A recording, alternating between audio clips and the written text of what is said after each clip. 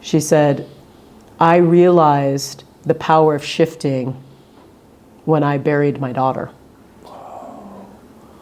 She said, and I just remember this, she goes, my daughter had leukemia, and we would shift it from I have to get chemo to I get to get chemo.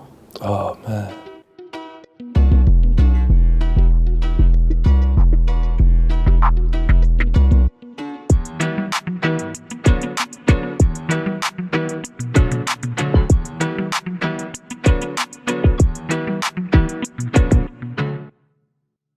Alicia Dunams, welcome to the It's Not That Deep podcast. It's not that deep, Deepak. Thanks so much for coming on the show. I appreciate you making it here in hurricane season in Miami. I know. It was really coming down on the way here, but I'm happy you made it to the studio. I appreciate it. It's rainy outside and it's still hot and steamy at the same time.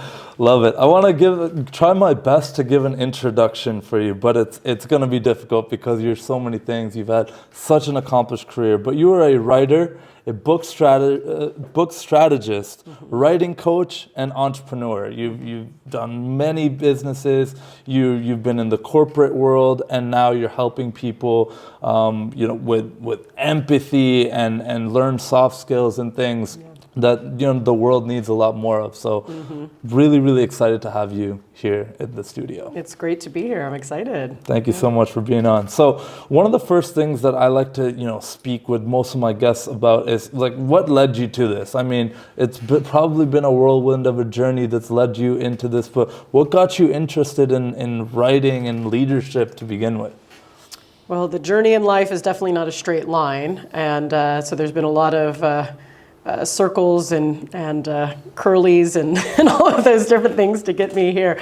It's when you said I was going to ask you, about your life, what got you here. It's like there's a lot of decades that I'm carrying with me. So it's what got me here today is really we talked about my book when we met at an event here in Miami, and my book is called How to Talk to Your Enemies. And I've been very passionate about bridging divides. And I think that's something that a skill I got adept at really just from childhood and even just my parents. I'm sure some people can definitely relate to that, as being able to see how can I bring my parents together from differences, really. And so that's what got me here. And so, it's been a journey. So as you mentioned in my intro, for 20 years I've had my own business. For 17 years I've been helping people write best-selling books. And I do that in a variety of different ways and methodologies. I have a workshop called Bestseller in a Weekend. I've helped thousands of people write their book. Thousands of people. Yes, in a weekend. Incredible. And I did those live across the country. It's an online training now.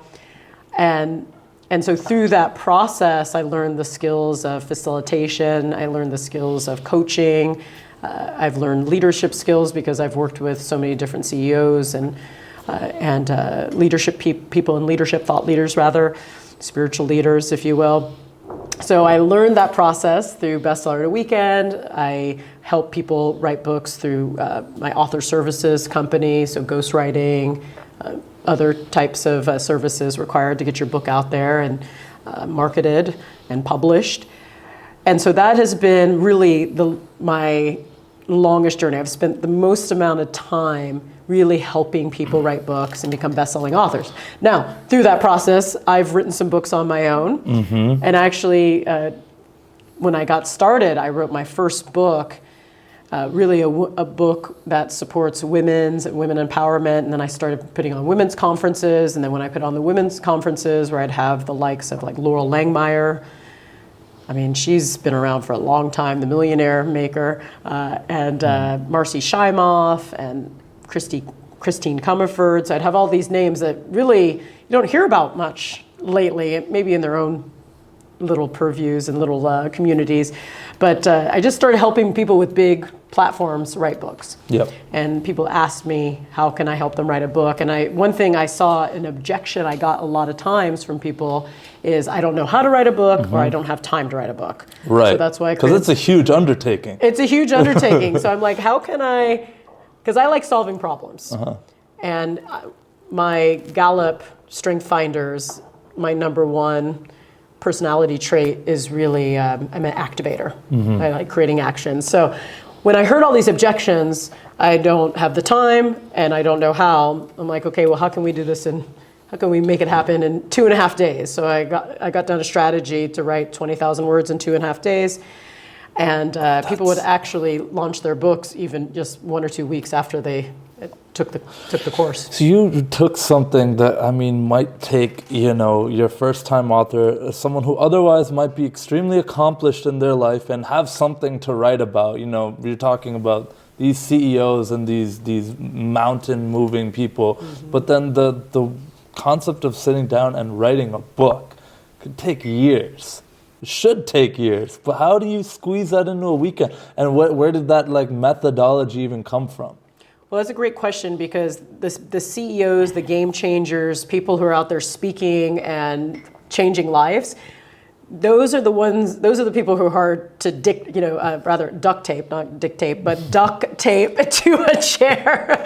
and so because they just have so much personality and charisma, so I needed to create a program that would really meet them where they are. Right. And that's something that's fast paced, that gets it done, and then they could hand it off to an editor and just really accelerate the process. So what you're doing, and without obviously getting into too much detail about it, but what you're doing in that weekend is like sitting down with this person and just, are you like interviewing them? Are you asking them a bunch of questions? Are you like recording all of it and then like turning that into words? Like, what's the high level process there? Because it's just like mind blowing for me to even hear. Absolutely. So it's all of the above what you just said. So we get people in a room or online, and we determine the topic of their book, the title, subtitle. We outline the book. We come up with questions, and then there's an interview. And people come together and do an interview process. And then so it's a dictation, transcription. And at the end of the weekend, they have 20,000 words. Now, when I started doing it 10, 15 years ago, we would send the audio to New Zealand, actually. And then this woman was a transcriptionist, and she would have a whole team in the Philippines actually transcribing. Oh my goodness. This is how long I've been doing it. And so obviously now we don't have people physically typing it. Yeah, it's a lot the of AI. audio, now it's completely AI. So the process has been truncated. And now what I do, and I might really take my best seller weekend model, and I work with people one-on-one, and we do 20,000 words in one day, dictation, transcription, and then we use ChatGPT to do an edit, essentially. And I'm a big believer of original content. I'm a big believer in having your voice be heard, so I don't believe in originating content. In ChatGPT, yes, of course, you can create frameworks and templates, and I feel there's something very powerful for it to be that interview process really makes it powerful and transformative for people, especially people who are writing memoirs and have some deep stuff to process. Well, that's the one thing that AI is not going to replace is this, right? Like there's still soul, there's still energy, there's still an exchange of ideas, and there's mistakes and there's slip-ups and there's still things that people need to share. And ChatGPT and these tools, as amazing as they are for helping clean things up, and like you said, frameworks, it's not really the be-all end-all. Like it's just gonna replace every single thing you do. So I love how you're able to incorporate AI into what you do, but I'm still mind blown. 20K words in a day, that's basically a book in a weekend. You really are doing that. So really, really wonderful workshop. I love that you do that, but you also, like you said, help people with the whole entire process. Yes. Helping them get published, helping them with the whole book process, which is not an easy thing, right? talk to me about what that process used to be like and what it is now, and working with you, what that could be like, getting it, from ideation. Obviously the workshop helps, but then to actually getting it out on shelves. Yeah. Absolutely. I always say I'd help you go from idea to author in 2.5 days. And when your book comes out of bestseller in a weekend, it still needs to go through editing, and it still needs to go through, more subject matter expert interviews, frameworks, creating more content, more interviews. So obviously continuing to write your book, you want to get your book to about 40,000 words. 40,000 words is a 200-page book.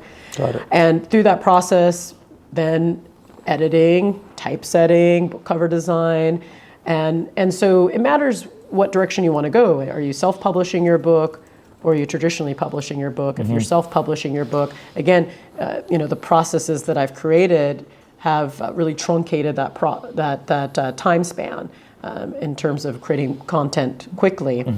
And you want to make sure, and it's so interesting when someone says, many people want to be traditionally published, and I understand that, and that process is going to be at least 2 years. At least 2 years. Doesn't matter. There's no way to shorten that. Obviously, I believe in possibility. Yeah. I know some people in this space who've gone to traditional publishers and say, "Hey, I need this book out in 6 months," and the publisher, because they had such a big platform, they made it happen. And if you are traditionally published, you need a book proposal. You need to go get an agent, and then the process happens. Right. So the thing about self-publishing is that you could literally, draft your book on a weekend, continue to write it. Now we have tools that can support you in editing it quickly. And what I really offer in terms of author services are those book packaging and then book marketing. So helping people get to Wall Street Journal bestseller status, USA Today, New York Times. For the select author, you get to have a platform, and so I have clients who come to me who don't have a platform. They want to write a book as a way to build their platform, build their audience, build their social media. Because the interesting thing is, my book. This is my 4th book, and I got a consultancy off of this book. Wow. With a major tech company, and it's because, and I met someone at a party. He's like, what do you do? And I said, well, I just wrote a book, and told him a little bit about it. He goes, oh, I'd love you to do some work for my company. And we had a conversation, and I was offered work through that. So because I do corporate work, as you addressed in the intro, and so a book really, it is a game changer when it comes to getting on TV. It's a legitimizer, right away people... It gives you instant credibility. I mean, I've had people get major meetings because they have a book, get on TV because they have a book, get on the cover of the New York Times because they have a book. And so having a book is a game changer, and it really differentiates people who don't take the time to do it. And I know, we've been talking about AI, that quickens the process, and you can tell someone who's just spit out a book, just for with AI. publicity, and really, actually, Amazon, and there's going to be a lot of vetting mechanisms to make sure that type of book stays out. And so it's important that you use AI as a tool, that you still come to the table with your frameworks, with your own individual intellectual property, really thinking things out, like what do you have to bring to the table? And that's really important. And so this book, I wrote 80,000 words over a year. I did use my bestseller in a weekend process to create the first original 20,000 words. I always do for my books, like that for the last 2 books I wrote. That's like a Kickstarter. It's a Kickstarter. Now you have to finish it. It's absolutely. And then you say, I'm writing a book. Yeah. I took this workshop. I have 20,000 words. So I always do that process. I have a book called I Get To, How Using the Right Words Can Radically Transform Your Life, Relationships, I really and want to talk about that one as well. Yes. And so that is, I wrote that book. I did a book with one of my clients called What to... It was a response to the Me Too movement. And it's called What to Say and Do When You're Sexually Harassed. And it was really a book to support people in using their voice. All of my books are around the power of the spoken word. And I firmly believe that what you say, you create. There is power in the spoken word. So whether it is healing divides, being able to resolve conflict, whether it's I Get To, which is intentional communication for transformational results in your life, being intentional with your words, whether it's my first book, Goal Digger, Lessons Learned from the Rich Men I Dated. I wrote that back in 2007. That was all about what I learned in that process of dating successful people, is that the words you use in life will create your results. Wow. And so being intentional, being intentional with your word is very powerful. Whether it's being compassionate, whether it's being loving, whether it's meeting people where they are, whether it's speaking into existence, those are all really important. And it all starts with words. And it's interesting because that's what I use in my workshops. Mm-hmm. It's the interview process. It's speaking out. So we're speaking books into existence. Wow. And that is really a powerful tool that we can all use. And one thing I mentioned in my first book, Goal Digger, and I wrote that book in 2006, and the concept of the abracadabra principle, I call it the abracadabra principle, but the word abracadabra means what you say you create. Mm. So, when the magician says abracadabra, and then whatever he speaks over is created. And so that's a little magic for you. And we can create magic with the words we use.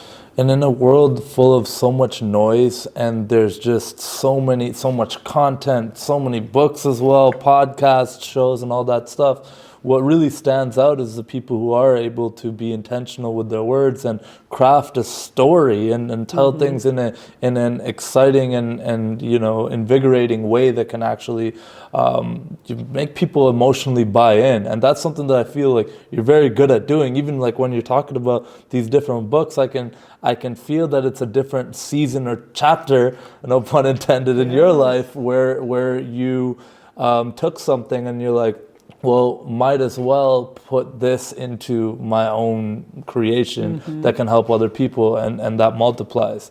Let's dive into this book right here, How to Talk to Your Enemies. I really want to know, because you kind of started touching on the bridging division, which is there's probably a lot to unpack there alone, right? But something that right away struck a chord with me is like one of the first relationships you're exposed to in your entire life is your parents, mm-hmm. if you are, right? Most people do get to see that relationship, good or bad, mm-hmm. and how it unfolds. And I love my parents to death, and they're probably going to listen to this and get upset about this, but growing up in a bit more of a turbulent relationship household, I think has shaped me a lot of the person I am today, mm-hmm. especially in the relationships that I have. And it's a lot of things that I noticed kind of coming out now as an adult. I'm seeing a lot of things that I'm like, oh, okay, like maybe that did have a little bit to do with my parents. So talk to me about that. How did this all come about for you? So my book was already done, and one of my friends challenged me. He goes, Alicia, why are you writing this book? And I said, oh, it's, the corporate and, empathy, teaching emotional intelligence. And he goes, no. He goes, why did you really write this book? And so I really needed to sit with that for a bit. And I thought back to my childhood, and my parents, I was really the peacemaker. And my parents come from two different walks of life, multiracial. My dad is from New Orleans, Louisiana, and he grew up one of 10. He doesn't see himself as poor, but he was impoverished. He was poor back then in the South.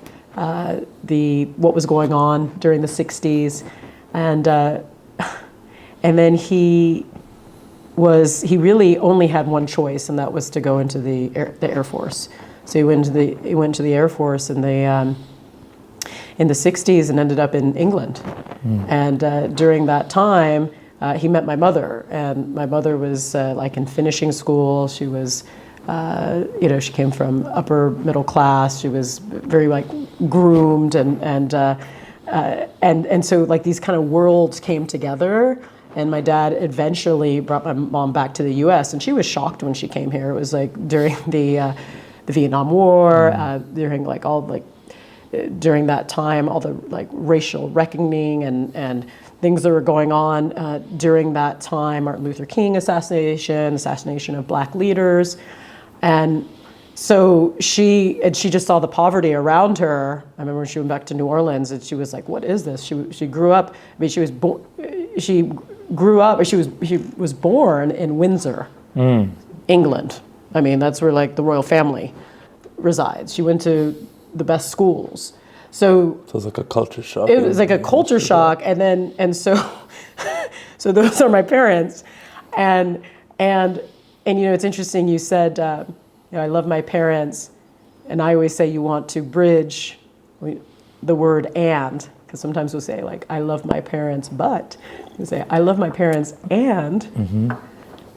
It was challenging, and I am grateful for those challenges because it's who I am. Did I not just do that? I think I did that. Sorry, Mom and Dad. I love you guys. So you want to say "and," like anytime you say something, like if you're giving feedback to someone, like you did such a great job on the report, and then if you say "but," you just erased everything you said. Yeah. So you want to say you did such a great job on the report, and I think you can do the same on this next report. Let me support you and help you. Wow, that's really interesting. So it's these little minor tweaks and changes to our language make a difference. And so I go through all of that in the book, feedback in the workplace, what have you. I can't wait to dive into this book because I need this. I mean, as you know, the CEO of my company and having a team of over 20, I'm having to deal with so many, I mean, not so many, it's not a big company, we're very small, but so many one-on-ones and so many team meetings and balancing so many different styles of what motivates people, what communication styles work for them, what feedback, all these types of things. I'm just learning, but I'm just like making it up as I go. But I have learned to slow down and try to be a little bit more intentional with my words, and even something as simple as what you just explained there, giving feedback is a big thing. That "but" word is very, very powerful. Yes, you want to acknowledge people before you give them any type of feedback. You want to really lift them up, and you want them to feel seen, heard, and affirmed. And once they're in that place, then saying, giving them, where there's an opportunity for improvement. And so just even terming that term, here's an opportunity for improvement versus this is what you did wrong. Yeah.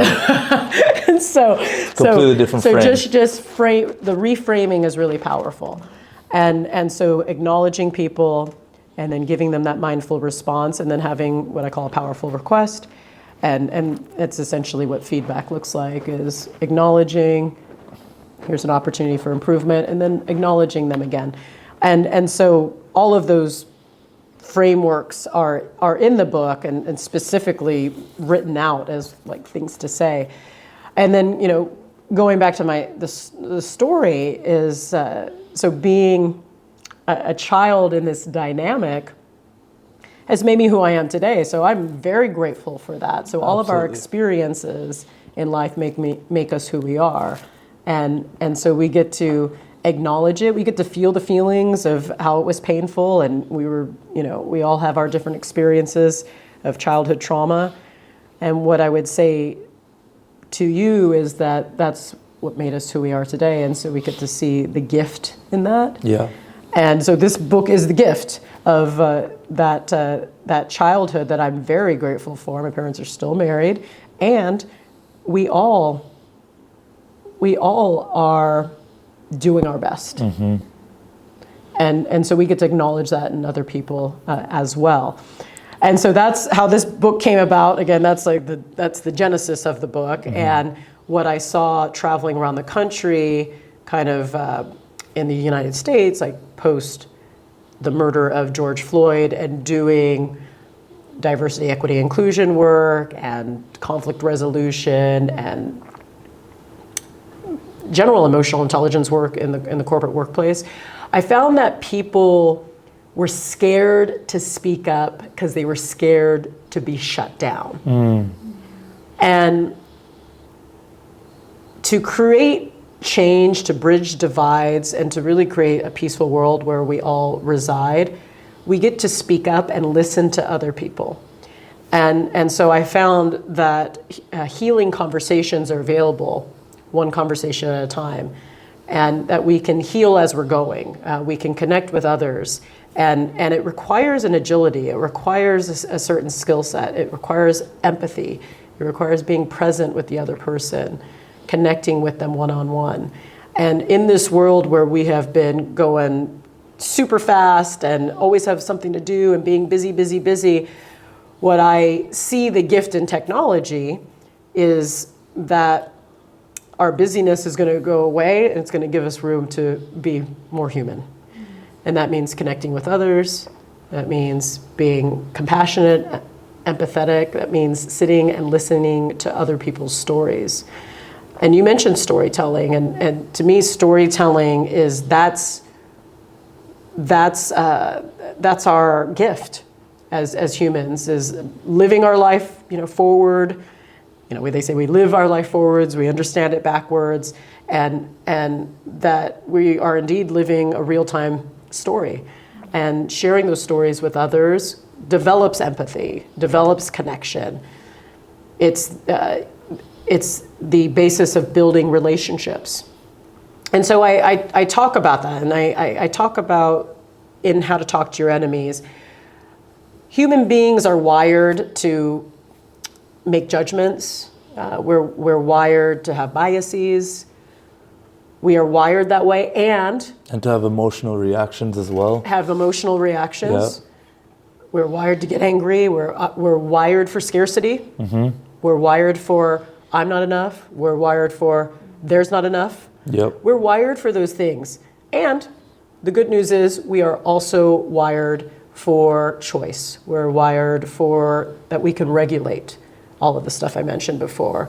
We are wired to choose. And we are wired to say, oh, I just judged that person. Let me get curious about that.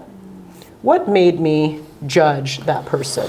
But that requires a level of presence, mm-hmm. and it requires a level of living life intentionally, mm-hmm. and not just kind of being on autopilot. You mentioned busy, busy, busy. I think, while you say yes, technology in theory should enable us to do less, I think we take that extra time that it would buy us and fit in 50 other things. Mm-hmm. So I think that, as much as I love to say that, oh yeah, I'm present. I'm right now 100% here in this podcast and only thinking about this.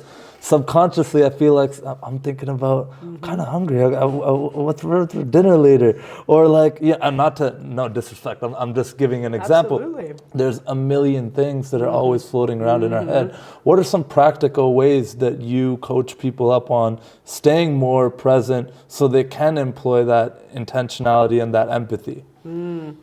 Well, definitely breath work is very important. Breathing in and out. There's a technique called box breathing. I love the box breathing. Yes, military personnel and athletes and people who meditate, you breathe in 4. So then you hold your breath for 4, and then you exhale for 4, and you hold your breath for 4. So that's a way that you are able to calm your nervous system and get in your body in the present moment. And so it's a practice. Everything in life is a practice. There's no set it and forget it button.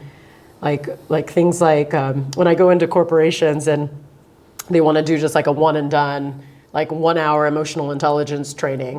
that is just putting a Band-Aid. Yeah. This is something that gets to be integrated right. on a day-to-day basis, really truly embodied in us. Mm-hmm. And so everything's a practice. So the good news is when we have these tools like breath work, meditation, emotional intelligence tools, to be able to be present in that moment, we have these tools. And when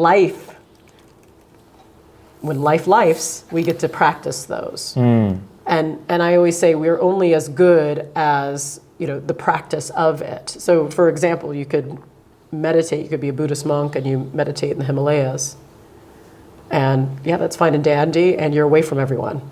So I'm curious, where the rubber meets the road is, can you bring that presence and that equanimity when you're on the freeway during rush hour traffic? Mm-hmm.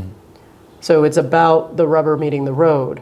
So our tools are there in practice, because when we are separate from everyone, of course life is going to be easier when we don't have to connect with others. So that's when the challenge happens. And so one thing that I truly believe is, especially because we're in the self-help world and every podcast says, you are like the 5 people that you hang around with. So yes, and one thing that is a way to support us in growing is to hang out with differently minded people, not just like-minded people.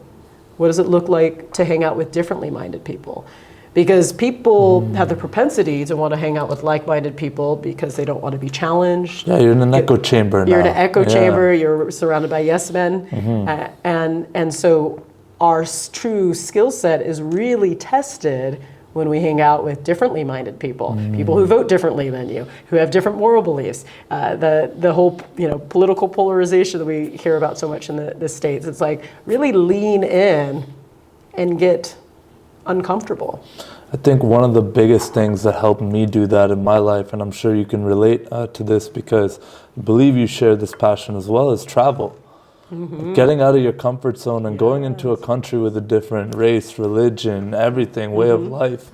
It really opens your eyes, and I'm so grateful that I got to do that early on in my life and be able to see different cultures and travel around the world a little bit. It really, you can't really be all that racist or bigoted or sexist, even anything, if you've seen how other people live life, and you kind of bring that back to day-to-day personal development and this type of stuff, right?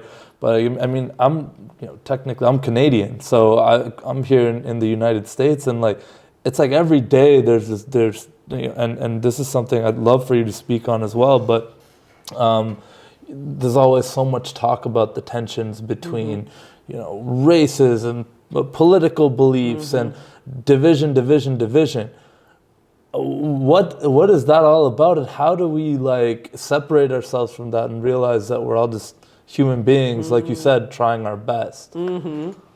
Well, I think there's a couple things going on there. I think the news sensationalizes what's happening, and there's things happening. There's definitely stuff going on in the world. There's killings happening, there's fighting, there's tension, there's discord.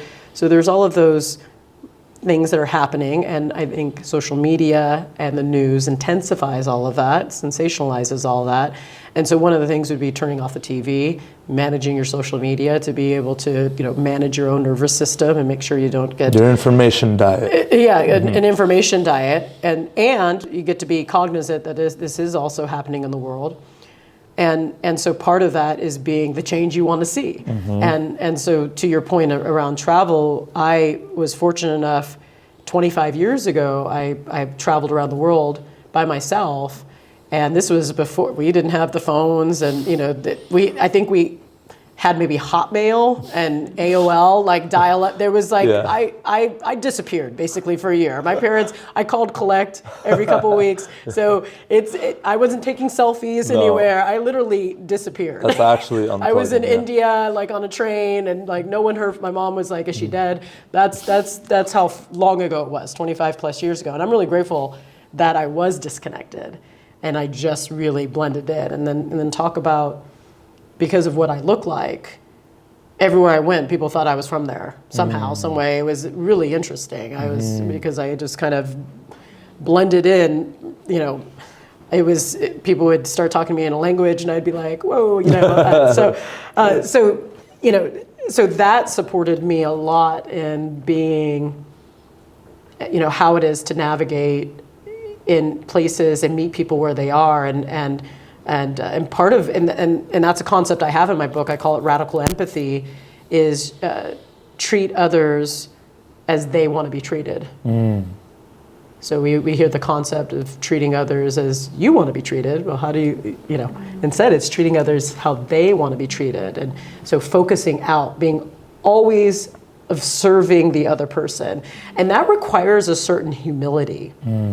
And really, it's one thing, there's a quote by Mother Teresa that humility leads to unity and unity leads to peace. And I think we all get to have a lesson in being more humble. And humility is freeing.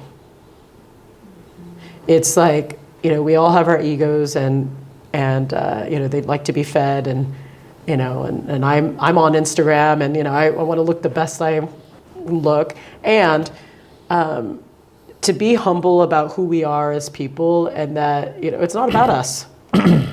It's not about us. And to come into every situation is like, how can I serve you? It's freeing. It's like, let me focus on someone else. There's this concept, it's called when in doubt, focus out. And I learned that about 10 years ago. And that's something that I say, like, because when I'm spiraling in a depression or like stressed out and in my like critter brain, when I'm in that place, when I focus out on other people, all that stuff goes really quiet. Goes really quiet. And so we get to be others-centric. We get to focus on others. We get to be patient with others. And that's a framework I created, you know, that's in this book and to support us in building relationships, to support us in being empathetic, support us in you know, connecting with others is this, and storytelling is a big part of that. And so one thing you mentioned, so we like to solve all of these things that are going around in the news and this 24-hour, 7-day-a-week news cycle that we're in, that they want to get us hooked in, they want us with, you know, clickbaity titles and all of that, is storytelling. Storytelling is powerful. I call it the antidote to hate. When we hear someone's story, when we sit down with them and connect with them on a deeper level, that is the antidote to all the biases and our judgments and all of that, because we get to connect with them on a one-to-one level. And so that solves, I would not say all of the problems, but I would say it solves a lot, is the connection to other people and really learning their story. Because when we dehumanize others and we see them as objects. Them versus us. Yes, the otherism. So us versus them. And we get to, that's language we get to, if we hear that, if we're saying that, or if we hear it from someone else, we know that they're in scarcity. They're in critter brain when they say us versus them. That's critter brain talk. That's survival. It's why, you know, if you're a fan of this team and I'm a fan of this team and we're watching a game, you see people get crazy over a made-up sport or something like that. Yes, it's very tribal. Very tribal, exactly. And like, I just love this topic. And so the storytelling, say that again, is the antidote of hate. Hate. Storytelling is the antidote of hate. That's beautiful. And you see that with some of the most influential people out there who bridged gaps and just like you said, bridged divides, is they're able to sit down, put themselves away for a second and just level with the person they're sitting across, human to human. One of my favorite people personally I've loved who's mastered that was Anthony Bourdain. You know, how he would travel the world and connect with, you know, the seller, the rice farmer, and then the top Michelin star chef at the same level. And that's someone who I think exemplified that in a way where it's like a great equalizer, is that storytelling. I love that. It's a great equalizer, yes. And through that storytelling, you're going to learn common ground about the other person. Usually common ground is the love of your family, the wanting to provide, you know, maybe fear of the future, and you can connect with them. And so, yeah, it's a great equalizer. people love to focus on our differences so much. But when I set out to start this podcast, I didn't really have a direction with it in mind. It's literally called It's Not That Deep. Yes. Like I did not have like a grand plan or like, here's my 15-year plan for it or anything. All I knew is that I have this fundamental belief that, human beings are the same. We want those same things. We want health, wealth, happiness for our loved ones, for our families, for the people closest to us. We all want to just, live a joyous life, and spread that as well. If you get down to it with anybody, you can find that common ground. And it might manifest in different ways. It might look differently. What makes one person happy might not make another person happy. But, through conversation, through putting your sword down and being like, hey, like, let's level here. That's amazing. And would you say, because I feel like for me, I feel like I have an identity thing where I struggle with empathy sometimes, I feel like. I think I do, because oftentimes I try to put myself in people's shoes, but I often view life through my lens. And I'm like, well, like, it's so easy, just do the thing. Or like, well, I would have no issue doing this. Like, why don't you do this thing? Like, and so it's taken a lot for me to kind of like take that second and, like you said, realize that it's not about me. How can, that person do it? But how do you work on that skill? Because like you said, it is like a skill, right? How do you work on being more empathetic? Well, thank you for your vulnerability and sharing that. And I think a lot of people have problems with empathy, especially when we live in a society that's like, we can pull ourselves up by our bootstraps, and I'm doing it. I'm running 5 businesses, and I'm being a mom and driving here and driving there and making things happen, and you can do it as well. And so there's that kind of individualistic view of the world that we can all make it as individuals, and then we get to look at the context, like what we're swimming in, and that not everyone maybe started off with the same opportunities, and other people don't necessarily have the skill sets or the mindset, and so part of it is empathy. You defined it, and many people define it as putting yourself in someone else's shoes. I really like the definition of empathy of, I understand that I will never understand, however I stand. That's fire. I like that a lot. That's beautiful. So it's the willingness. If someone is a different circumstance, different religion, different whatever, you don't know what it is like to be them. And it's the willingness to listen. It's the willingness to be there with them. And not have to say anything, just be there. So it's standing for them. It's Brene Brown has such great definitions of all this. It's it's believing people when they share their story. It's believing them. And that's like the opposite of the worldview of like being like cynical, and you come across people like day to day who are just negative, they do the opposite of that. They're skeptical of everything that you're saying. They're challenging everything that you're saying. They're almost contrarian in everything that you're trying to say. And even if you're just telling them something as simple as like, I don't know, let's say you don't like that it's snowing out. They might find a way to challenge that belief. But if you can, that's such a silly example, but you can meet someone at, hey, like, I bet it sucks for you right now. It's snowing out. Yeah. That little change right there, if you can apply that at scale with any interaction, I think that can change the world. Yeah, and that requires humility. And is putting others in front of us and being able to be a humble leader. Yeah. Beautiful. Humble leader. I want to talk about, we talked a little bit about this, but the I get to. Yes. Okay, this is something that I've heard people said this to me before, and it's that reframe is so beautiful, but I want to hear it in your own words, because you've literally written an amazing book about it. Talk to me about I get to. I get to. Actually, we were talking about this before we got on. Chris Lee, who is a leadership trainer. I actually heard I get to from him.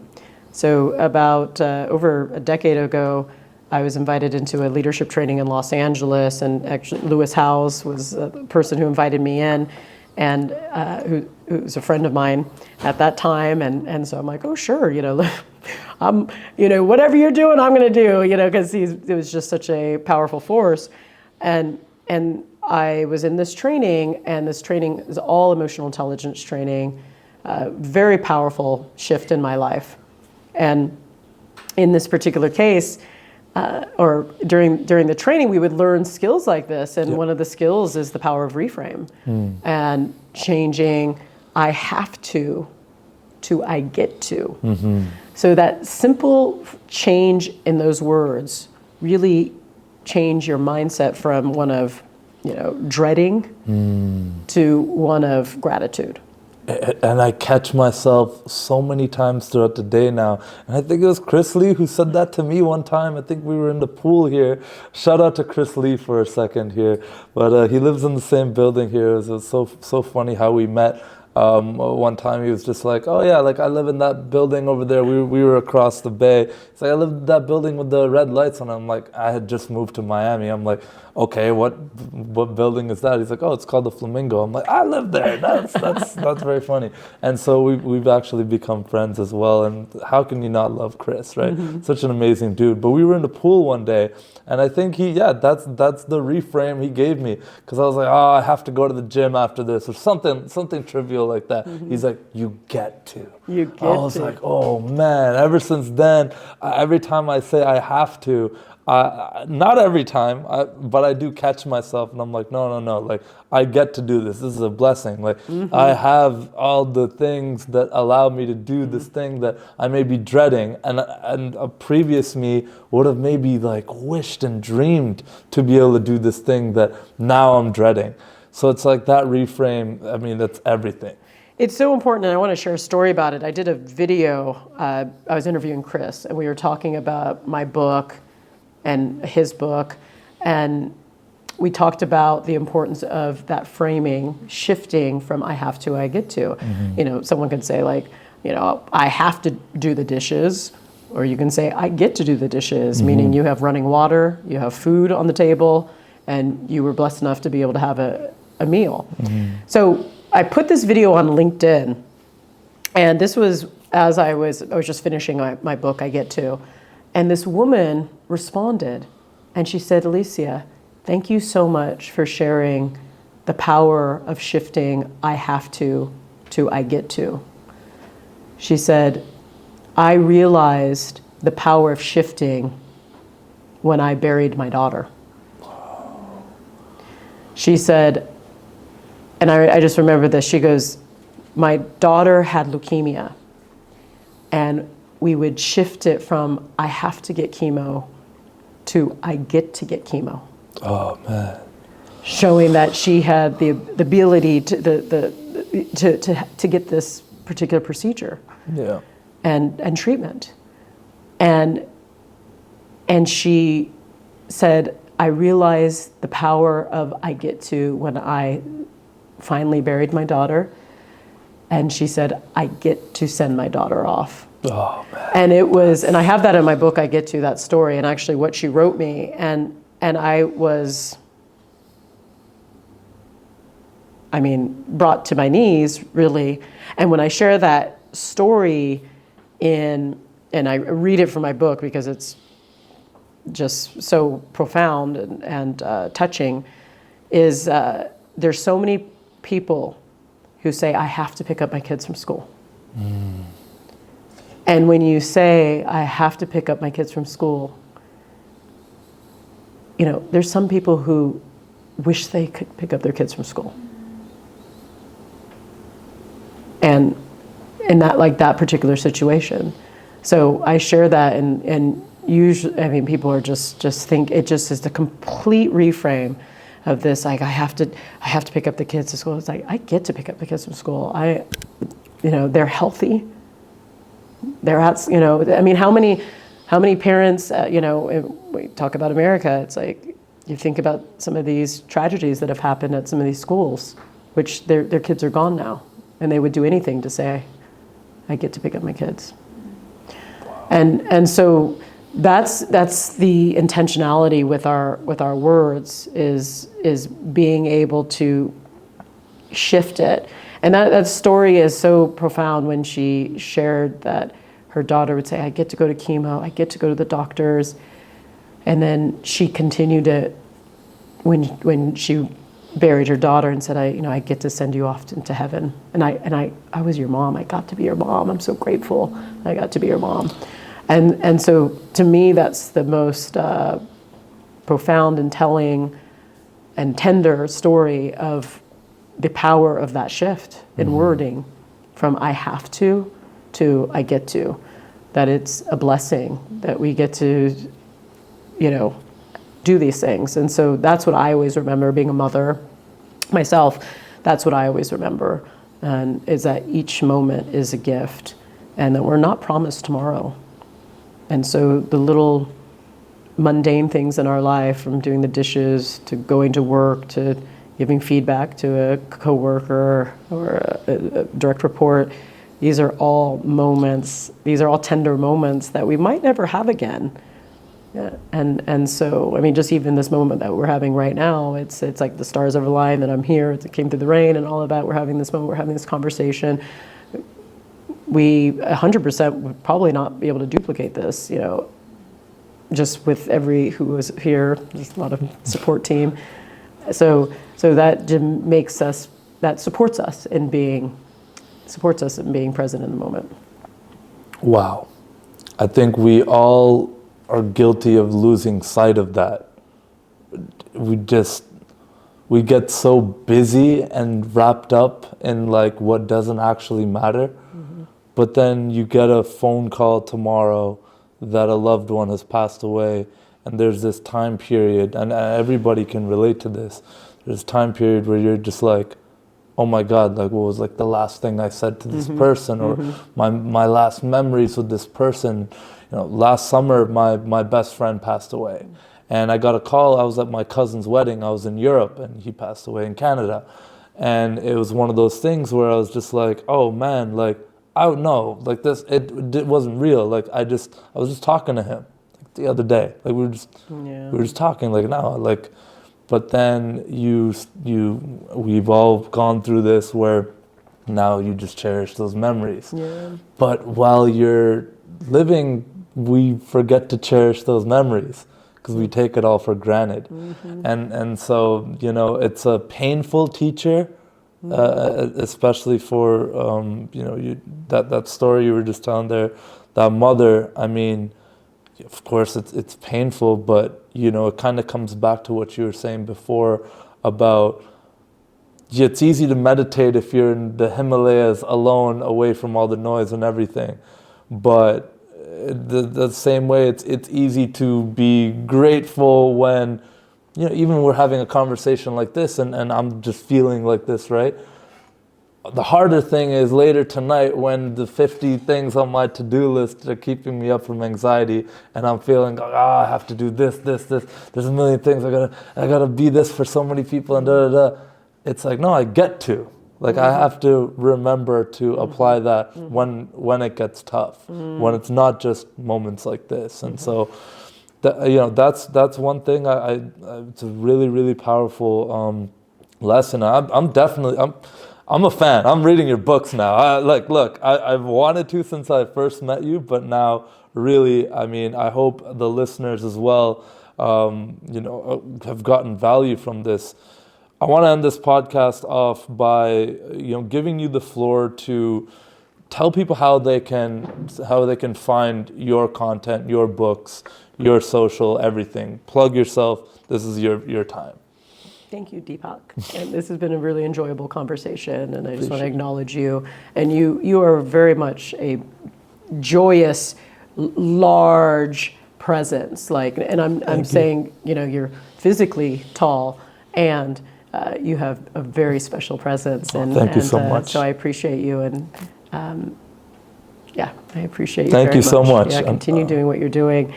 So You can find me at aliciadunams.com and at Alicia Dunams on social media.